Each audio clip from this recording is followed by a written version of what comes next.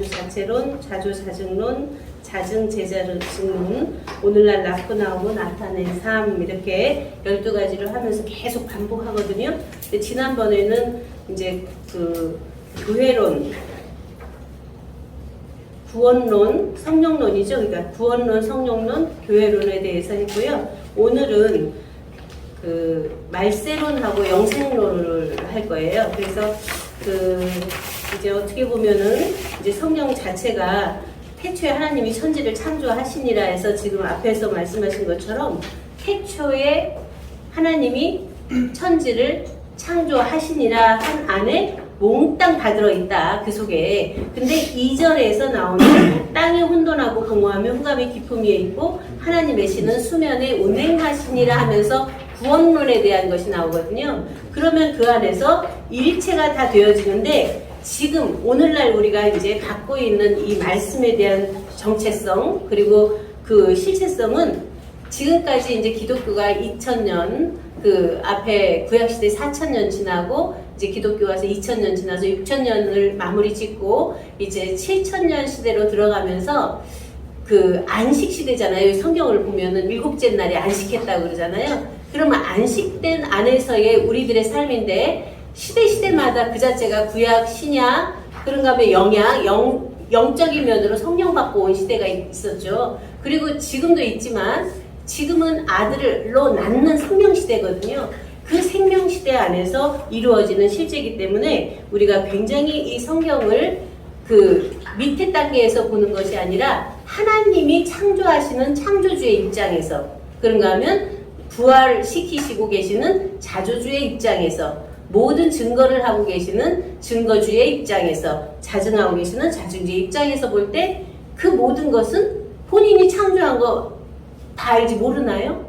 우리가 이제 피조로 되어 있으면은 다시 말씀드리면 우물 안에 있으면 그 안에 반경만 보이는데 나와서 보면 이렇게 세상이 보이고 하는데 그렇게 우리들의 눈이 굉장히 편협적인 면으로 갇혀 있었다면 엄청난 그 자체를 볼 수 있는 눈으로 새롭게 되어지는 거죠. 그래서 이제 그 마지막 때와 오늘날에 대한 것을 분명히 알지 못하면 우리가 계속 창조된 피조에 갇혀서 살 수밖에 없는데 무엇이 마지막 날이 되고 우리는 새로운 오늘날이 되느냐 하는 것을 깊이 보아야 됩니다. 그래서 그 데살로니가전서 5장 1절에서 3절 한번 같이 보시면 좋겠네요. 데살로니가 전서 5장 페이지가요. 신약 333페이지예요. 332페이지.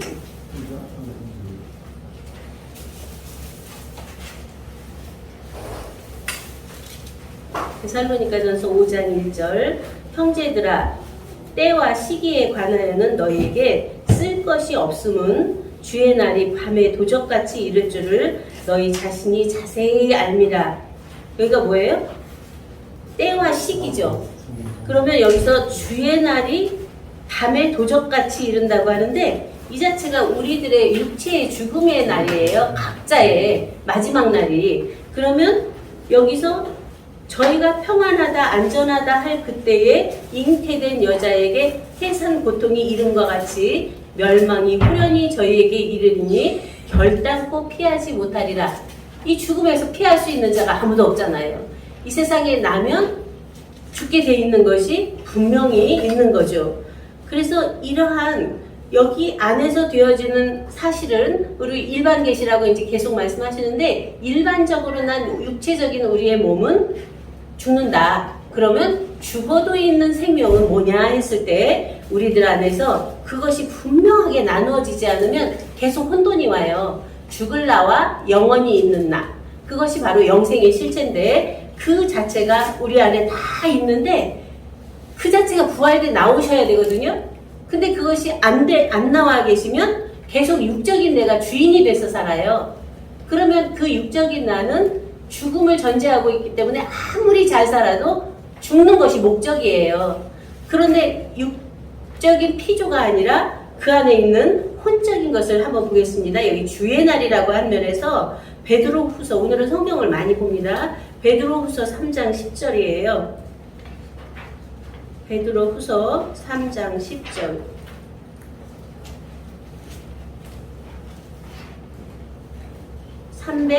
신약 387페이지에요. 6페이지.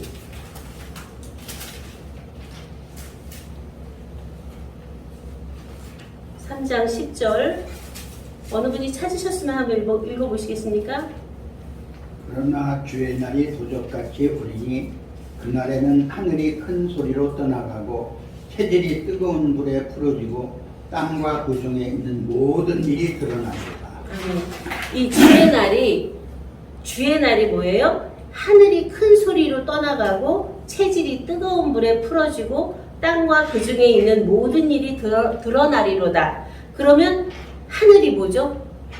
가깝게, 우리들을 가깝게 보면 하늘이 정신이에요. 자기 안에 있는 정신적인 것이 큰 소리로 떠나간다. 자기가 지금까지 알았던 지식이든 여기는 조금 주의를 더 읽으면 좋겠네요. 네네. 이 모든 것이 이렇게 풀어지리니 너희가 어떠한 사람이 되어야 마땅하뇨. 거룩한 행실과 경건함도 하나님의 날이 임하기를 바라보고 간절히 사모하라. 네. 그날이 하늘의 불에 타서 풀어지고 체질이 뜨거운 불에 녹아내리니와 우리는 그의 약속대로 의에 거하는 바 새 하늘과 새 땅을 바라보리라. 네, 여기를 나눠서 봤거든요. 주의 날이 앞에 나오고 뒤에 하나님의 날이 나와요. 그러면 주의 날에 떠나가는 것은 하늘과 땅이 떠나간다고 그랬고, 또 하나님의 날이 임한 때는 또 하늘이 불에 타서 풀어진다 그래요. 그러면 앞에서 왔던 주의 날은 그 우리 안에 혼적으로 알아진 거, 그러니까 정신적인 면에서 알고 보고 되고 살았던 모든 것들이 한번 딱 떠나가고 그 안에 새로움이 되는데 그 체질이 바뀐다고 그러죠. 자기 안에 그 체질체감되어 있는, 체질적으로 되어 있는 자기 의식, 인식 모든 것이 끊어지고 새로움이 온다는 거죠. 근데 많은 사람들이 그래요. 고통을 받고 있을 때 놓아라, 비워라, 죽어라. 놓아지나요? 비워지나요? 그런데 어떤 새로운 가치가 딱 왔어. 어떤 비전이 딱 떴을 때 이거면 되겠구나. 이 안에서 되겠구나 했을 때는 그냥 자동으로 놓여져요. 새로운 비전이 없고 어떤 것이 없기 때문에 놓을 수가 없거든요. 놓으면 죽는다고 생각하니까 이제 그런 면에서 이제 처음 하늘, 처음 땅, 새 하늘과 새 땅 계시록에서 말씀하시잖아요. 처음 하늘, 처음 땅은 우리가 이 세상에 나와서 우리 안에 규정 지어진 생각들이에요. 그리고 자기 안에 알았고 보았고 깨달았다고 하는 여러 가지 것들이 자기 안에서 법이 되어 있는 거거든요. 도가 되어 있고 자기 스스로의 이제 그것들이 한번 떠나가지 않으면 계속 그거에 고착돼서 그 눈으로 보면 결국은 그 안에서 머물러 버리거든요. 그래서 그것이 어떻게 되느냐. 히브리서 4장 10절에 보면 이제 그냥 찾기 어려우시니까 하나님의 말씀은 살았고 운동력이 있어 좌우에 어떤 날선 검보다도 예리하여 혼과 영과 관절과 골수를 찔러 쪼개기까지 하며 또 마음의 생각과 뜻을 감찰하나니 만물이 하나라도 그 앞에 나타나지 않음이 없고 오직 만물이 우리를 상관하시는 자의 눈앞에 벌거벗은 것 같이 드러나느니라.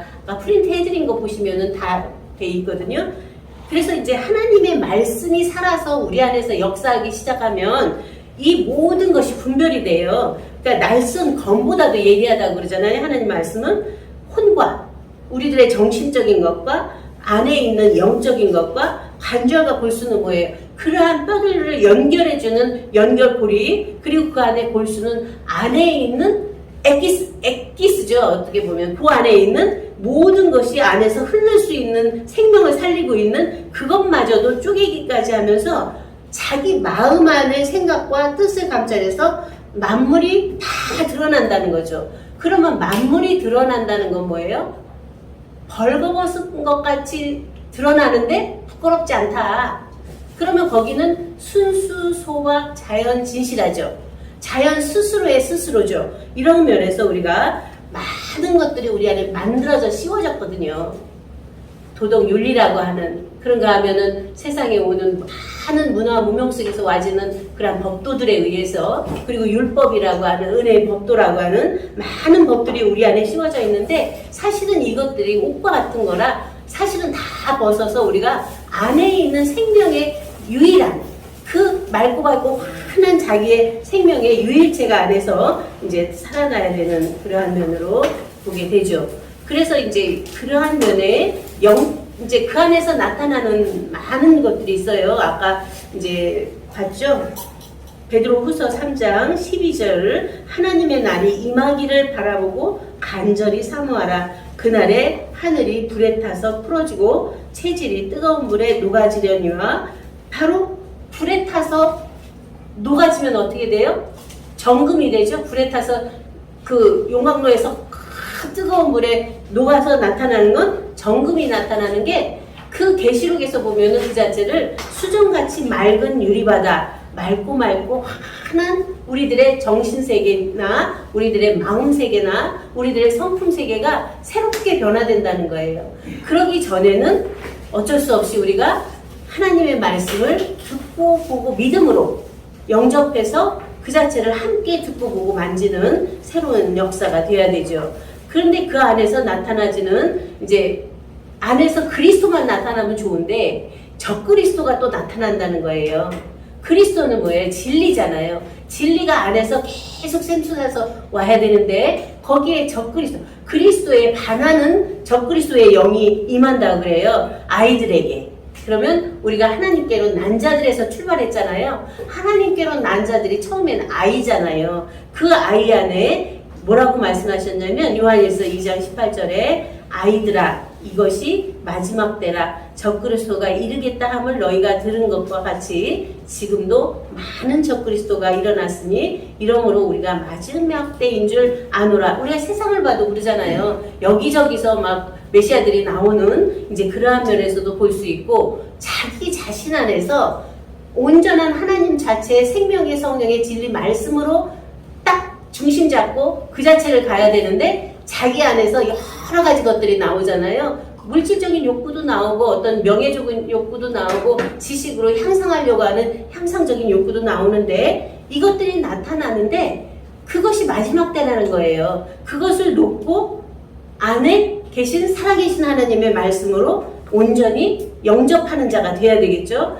그리고 네 번째 이제 앞에서는 이제 육적 마지막, 혼적 마지막, 영적 마지막을 말씀드렸고요. 네 번째는 생명적 생적인 마지막도 또 있어요. 그래서 그 계시록에서 봤던 21장에 또 내가 새 하늘과 새 땅을 보니 처음 하늘과 처음 땅이 없어졌고 바다도 다시 있지 않더라. 또 내가 보매 거룩한 성 새 예루살렘이 하나님께로부터 하늘에서 내려오니 그 예비한 것이 신부가 남편을 위하여 단장한 것 같더라 해서 처음 하늘 처음 땅에 있을 때는 그 안에서 사는 것이 잘 사는 것 같았어요.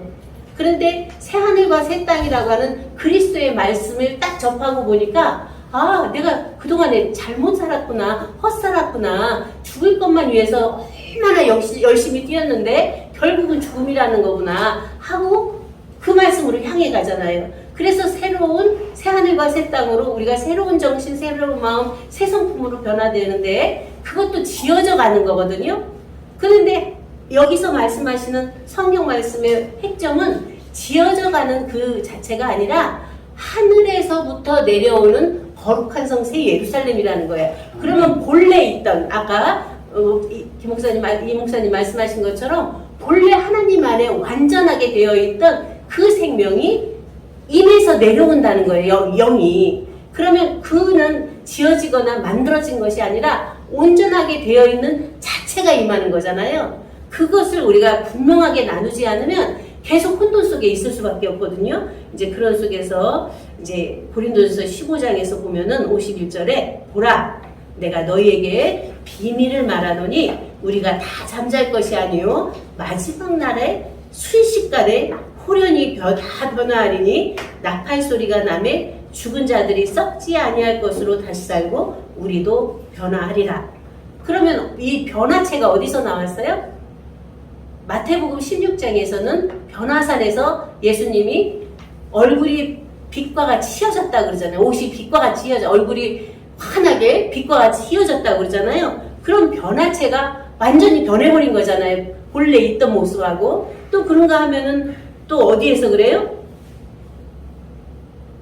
성령을 받은 오순절 다락방에서 변화체가 되잖아요. 그 안에서 이제 모여서 예수님 돌아가셔가지고 있던 그 성도들이 모인 자리에 성령이 임할 때 하늘에서부터 내려오는 호련히 변화돼서 그들이 말도 변하고 모든 것이 다 소통하는 것도 변화가 돼서 서로 주를 증거하고 함께 나눠 쓰기를 함께 하잖아요. 이제 그런 면에서 우리가 그러한 우리들의 안에 있던 본래 하나님 안에 있던 완전한 생명체는 하나님과 한 생명이에요.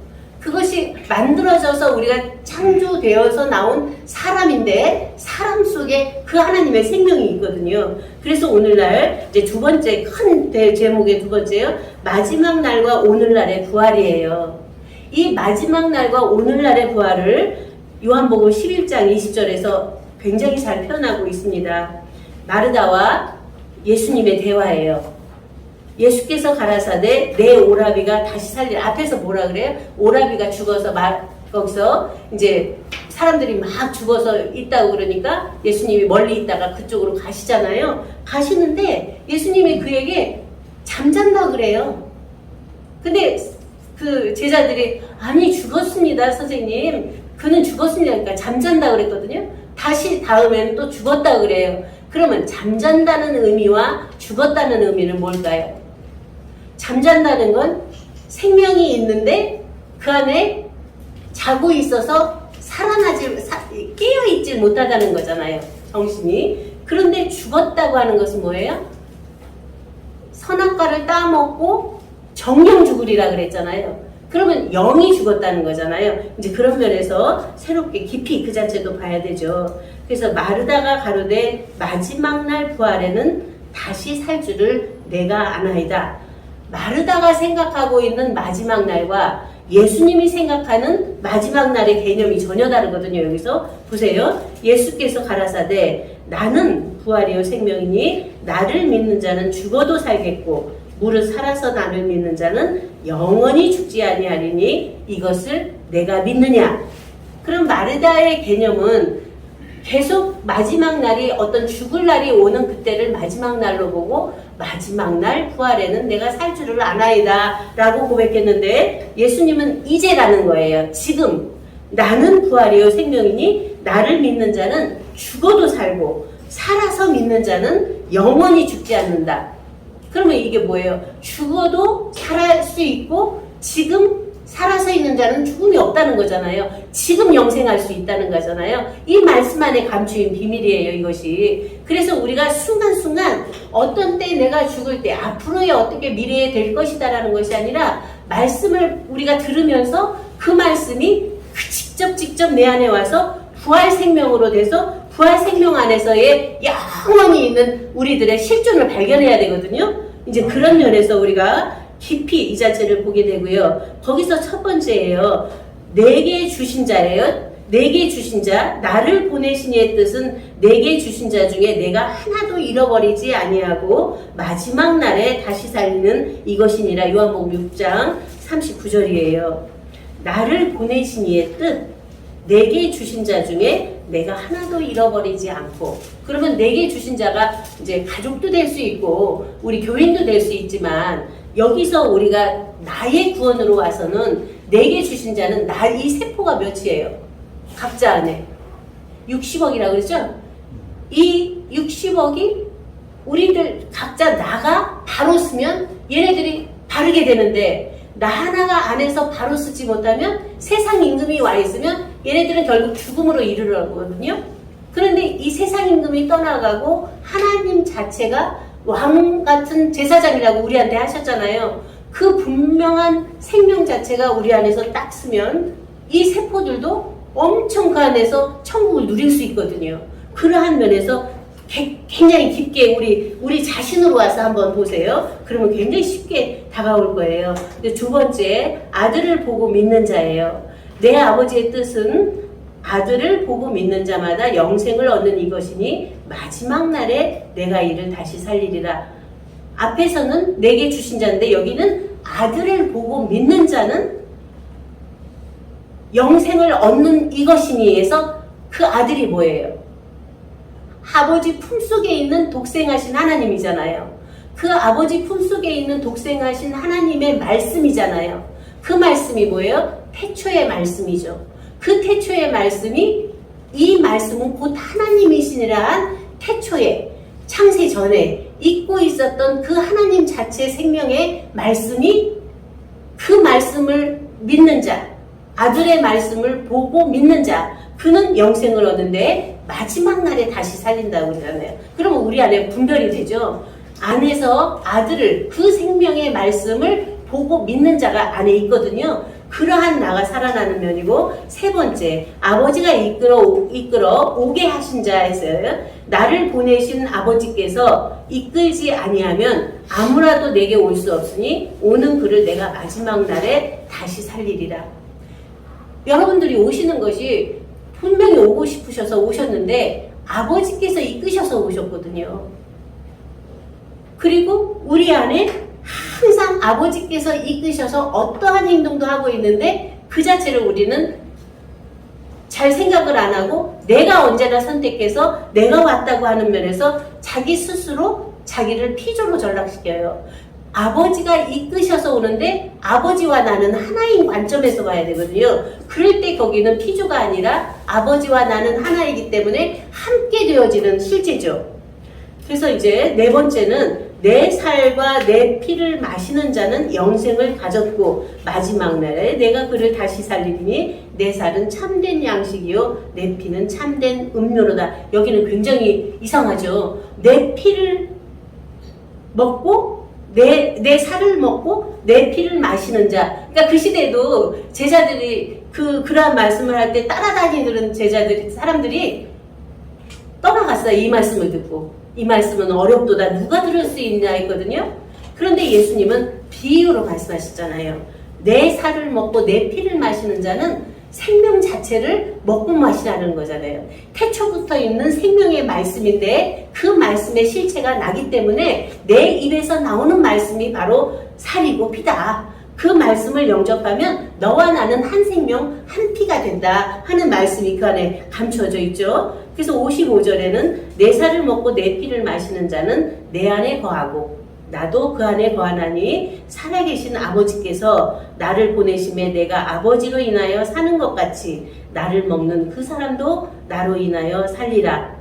이 말씀은 어렵도다. 누가 들을 수 있느냐? 제자들이 수군되는 줄 아시고 이 말이 너에게 걸림이 되느냐? 인자의 이전에 있던 곳으로 올라가는 것을 볼 것 같으면 어찌하려느냐? 살리는 것은 영이니 육은 무익하니라. 내가 너에게 이른 말이 영이요 생명이라 해서 육은 무익하다고 하는 거 뭐예요? 우리가 보는, 이렇게 듣고 보는 관점이 육의 차원으로 듣고 보는 것은 아무 소용이 없거든요. 육 안에 있는 자기의 영인데 그 영과 하나님의 영이 합일체가 돼야 되죠. 다시 말씀드리면 내 안의 뜻과 하나님의 뜻과 합일체가 되야죠. 주님이 말씀하시는 그 뜻과 합일체가 됐을 때 그는 내 안에, 나는 그 안에 하나가 하나인 자체로 되죠. 그 말씀이 요한복음 14장 20절에 나타내고 있습니다. 그날에는 내가 아버지 안에, 너희가 내 안에, 내가 너희 안에 있는 것을 너희가 알리라. 여기가 핵심이에요. 그날이 이루어지면 다 이루어지는 거예요. 그날은 바로 아버지도 내 안에, 주님도 내 안에, 우리 함께하는 형제들도 내 안에. 그런가 하면 여러분들 안에 하나님도 하나, 하나님도 안에, 주님도 안에, 우리들도 안에 함께 있는 하나를 깨달아 알면 모든 것은 자체의 하나님 자체 생명과 하나 된 이제가 됩니다. 다시 이제 아까 봤던 데살로니가 전서 5장 4절부터 5절을 보겠습니다. 형제들아 너희는 어둠에 있지 아니하매 그날이 도적같이 너희에게 임하지 못하리니 너희는 다 빛의 아들이요 낮의 아들이라. 우리가 밤이나 어둠에 속하지 아니하나니 그러므로 우리는 다른 이들과 같이 자지 말고 오직 깨어 근신할지라. 그래서 아까 빛과 어둠을 나누셨잖아요. 빛을 빛이 있으라 하심에 빛이 있었고 그 빛이 하나님 보시기에 좋았다고 했는데 어둠은 지은 사실이 없으세요. 그러면 어둠은 있었다는 걸로 봐야 되잖아요. 그 빛이 비치니까 어둠은 사라지고 빛이 그 안에서 작용이 되죠. 그러니까 빛과 어둠이 공존하는데 그 자체는 하나님 자체가 모든 것을 함께 하고 있는 그 자체죠. 근데 우리는 어둠의 자식이 아니고 빛의 아들, 낮의 아들이라 해서 빛이 뭐예요? 모든 것을 밝힐 수 있는 밝음이잖아요. 그러면 그게 지혜가 총명이고 슬기고 모든 것을 나오게 할 수 있는, 나타낼 수 있는 모든 권능이죠. 이제 그 자체를 우리 안에서 분명하게 안에 세우면서 이제 오늘날의 나음이에요. 거기까지는 이제 영으로 되어지는 역사고, 오늘날은 우리들이 하나님의 생명으로 낳는 거거든요. 거기가 히브리서 1장 5절이에요. 앞에서부터 이제 쭉 보면 좋은데 이제 시간 관계상 가셔서 보시면 좋겠고요. 히브리서 1장 1절부터 보면 1절은 구약, 2절은 신약, 3절은 영약, 4절은 이제 천사들에게 하신 말씀이고 5절은 생명으로 낳는, 내가 오늘날 너를 낳았다고 하는 우리들 자체를 말씀으로 낳는 거거든요. 말씀으로 낳는데 처음에는 말씀을 들어서 깨달아짐이에요. 그런데 그 깨달아짐이 계속 가다 보면은 나라는 존재는 본래 하나님과 하나였는데 이 땅에 올 때 사람의 몸을 쓰고 왔기 때문에 그 하나님 자체가 내 안에 숨어 계시고 안에 계시구나. 하나님의 씨가 너희 안에 있다고 하는 그러한 실제를 알게 되죠. 그래서 우리는 그 마지막 날이 다 끝나고 나면 영생의 실체로 딱 우뚝 쓰는 거예요. 생명으로 난 자들은 영생 실체예요. 그 말씀에 대한 증거가 요한복음 17장 3절에 있어요. 영생은 곧 유일하신 참 하나님과 그의 보내신 자 예수 그리스도를 아는 것이니라. 이제 잠깐 머리를 쉬기 위해서 말씀을 드리자면, 제가 이제 말씀을 진리를 시작한 날이 1991년 5월 3일이에요. 이제 그때가 이제 우리 목사님 만나서 저는 처음으로 당신이 하나님 창조주였다, 하나님과 하나였다는데 저는 거기서 완전히 띵 갔거든요. 이제 그런 역사가 있는데, 제가 그때쯤에 스키를 배우러 다니고 있었어요. 근데 스키를 배우는데 처음에 배울 때 저는 되게 신나서 타는 줄 알았어요. 그래서 이제 처음에는 이제 폼사로 좀 살아가고 신혼여행 갔을 때도 뭣도 모르고 스키장을 간 거예요, 용평. 그래서 거기 한 번도 타보지도 않고 꼭대기까지 올라서 내려오는데 죽을 뻔했어요. 그걸 배우지도 않고 올라갔으니까. 이렇게. 근데 배우는 것이 뭐부터 배우냐면 넘어지는 것부터 배워요. 스키는 먼저 타려고 하는 게 아니라 넘어지는 것부터. 왜? 넘어졌을 때 다치지 않게 하기 위해서. 그 다음에 뭐 배우냐면 걸음마를 배워요. 걸음마는 기다란 스키를 타고 우리가 그냥 걷는 것도 자유롭게 걷지만 그걸 신고는 굉장히 부자유하거든요. 걷는 것을 배우면서 그 다음엔 도는 것을 배우고, 그러다가 이제 타고 약간 경사진 데서 이제 타기 시작하다가 점점 높은 데로 올라와서 그 아주 경사진 데서 타기 시작할 때는 이제 거기서도 코칭을 배우지만 나중엔 자유자재에서 혼자 다니잖아요. 진리가 그렇더라고요. 진리 안에서 우리가 먼저는 죽어야 되더라고요. 먼저 딱 왔을 때 넘어져서 그냥 있는 거 다 놓고 그 안에 자빠져 버려야 되더라고요. 내가 아는 거, 본 거, 깨달은 거, 이 세상에서 왔던 거 다 놔버리니까 그냥 그러한 면에서 넘어지는 것부터 배우면서 걸음마부터 배우면서 낮은 데서부터 쭉 올라갔거든요. 근데 그것은 과정이더라고요. 나중엔 아무 필요가 없어요. 그게 과정에서는 분명히 필요한데, 이렇게 배움이라는 것도 나중에는 자기가 그냥 자유자재로 다녀요. 어느 높은 데들 가든 낮은 데들 가든. 그런데 법이 있어요. 거기 스키장 안에서만이에요. 나가면 그 신발 신고 못 다녀요. 우리가 주의 은혜를 받고 하나님께로 거듭난 자가 그리스도 안에서 있을 때 자유예요. 세상에 나가면 자유가 없어요. 또 그러한 것이 분별되어져서 그리스도 안에서 우리는 모든 것을 자유자재할 수 있는 우리가 돼야 되거든요. 어디에 막히거나 걸림이 없이. 그런데 그까지 이를 때까지는 몽학선 생활에서 배워야 되거든요. 그러니까 이런 배움이 굉장히 중요한데, 나중에는 커플을 벗고 그 로켓 발사할 때 커플 벗고 확 나르잖아요. 이제 그러한 비유나 또 그런가 하면 매미가 이제 알에서 애벌레, 번데기 해서 이렇게 나르는 것처럼 그런 과정은 분명히 있지만 우리들이 근본에서 원천에서 되어야 되는 실제는 모든 것에서 자유고 모든 것에서 평안이고 모든 것에서 안식이고 모든 것에서 사랑이에요. 그 자체가 되기 위해서 우리는 오늘도 이렇게 온전한 태초부터 있는 생명의 말씀을 듣고 보고 주목하고 만진바 될 수 있도록 이제 지금 증거를 하고 있고요. 그래서 이 듣고 보고 만진바 처음에는 아는 자예요. 그래서 영생은 유일하신 참 하나님과 그의 보내신 자 예수 그리스도를 아는 것인데 어떻게 알아요? 말씀을 통해서 들음으로 그런가 하면 성령의 임함으로 알 수 있는데 그 다음에 믿는 자예요. 그 자체를 믿고 영접했을 때 하나님의 자녀가 되는 권세를 주신다고 하셨잖아요. 그 다음에 듣고 보고 만진바 되는 요한일서 1장 1절이죠. 그 다음에 뭐예요? 듣고 보고 만진 자가 되었으면 증거하는 자가 돼요. 자기가 듣고 보고 만진 것이 분명하잖아요. 그러면 증거하게 돼 있어요. 증거하게 돼 있는데 예수 그리스도를 증거하는 것도 좋고 하나님을 증거하는 것도 좋아요. 그런데 자기 안에 실증된 것, 그리스도가 내 안에 와서 내가 이렇게 이러한 성품으로 변했고 하나님께서 내 안에 함께 계셔서 모든 생각하고 말하는 것이 새로운 나로 변했다. 그래서 나를 개혁하고 나를 혁신하고 나를 변화시켜서 내가 분명한 하나님께로 발견된 자가 되었다 하는 자기 스스로의 자기 증거가 안 나오면 거기서는 세례요한 아까 말씀하셨잖아요. 예수님 엄청 증거를 잘 하셨거든요.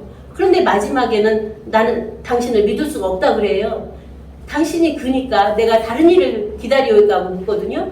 그런 면에서 우리가 증거하는 우리 목회자들 다 되실 분들이기 때문에 증거를 아무리 잘해도 자기 안에 자체 증거가 안 되면 다 헛것이 돼요. 그러니까 내 안에 계신 임한 성령, 내 안에서 살아나오신 생명, 그 생명을 아버지께 한번 드려서 아버지와 하나가 돼서 너는 내 아들이야. 너는 내 사랑하는 아들이고 내 기뻐하는 자라고 하는 아버지의 음성을 듣고 아버지가 인쳐줄 때 거기서부터는 아버지가 우리들에게 모든 주권을 다 주시거든요. 그 자체를 우리 안에서 분명하게 확증해내는 것이 요한일서 5장 20절이에요. 또 아는 것은 하나님의 아들이 이르러 우리에게 지각을 주사 우리로 참된 자를 알게 하신 것과 또한 우리가 참된 자, 곧 그의 아들 예수 그리스도 안에 있는 것이니 그는 참 하나님이시요 영생이시라. 앞에서 영생은 아는 것이라고 했는데 여기서는 우리가 참된 자고 그의 아들 예수 그리스도 안에 있는 우리고 그는 참 하나님이시고 영생이심을 딱 안에서 인침 받는 이제 그러한 실제가 바로 자증된 자고 제자증 거기서 이제 자증됐으면 제자증 아니라고 하는 것은 일체가 자체화돼서 모든 것을 초월초명초명추가 될 수 있는 삶이에요. 우리가 걸리고 막히는 것이 뭐예요? 초월하지 못해서 그러잖아요. 우리가 모든 면에서 불안, 초조, 긴장이 오는 것이 뭐예요? 초월돼서 안에서 맑고 환한 면으로 밝혀보지 못하기 때문에 그러잖아요. 이제 그러한 면들이 이제 초월, 초명, 투명, 추가에 대한 개념도 이제 앞으로 알게 되실 거고요. 그래서 그 말씀에 성경 말씀은 계시록 22장 5절이에요. 다시 밤이 없겠고 등불과 햇빛이 쓸데없으니 이는 주 하나님이 저희에게 비추심이라 저희가 세세토록 왕노릇하리로다.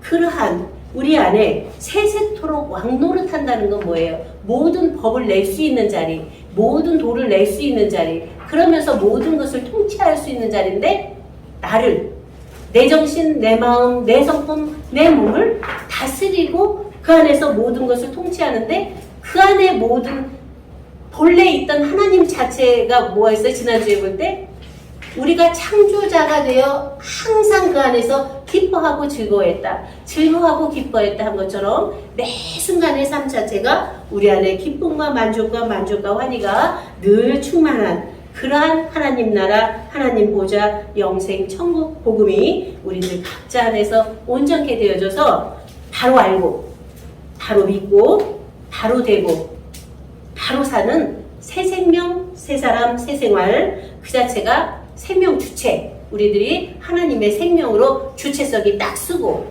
정체성이 뭐예요? 성령, 하나님의 거룩한 영의 정체성이 우리 안에서 항상 있기 때문에 성품이 그러한 영의 성품이 나오게 되죠. 그러한 영원히 예수 그리스도는 어제나 오늘이나 영원토록 동일하다고 하는 영생의 실체가 우리 안에 변함도 없고 회전하는 그림자도 없이 딱 좌정하고 있을 때 우리들 한 분 한 분이 가는 곳곳이 빛이 되고 그 안에서 내어지는 말씀마다 그것이 환한 빛이 돼서 그들을 살리는 새로운 새 역사를 이루어가는 여러분들이 다 될 것을 믿고 감사드리면서 말씀을 마치겠습니다. 감사합니다.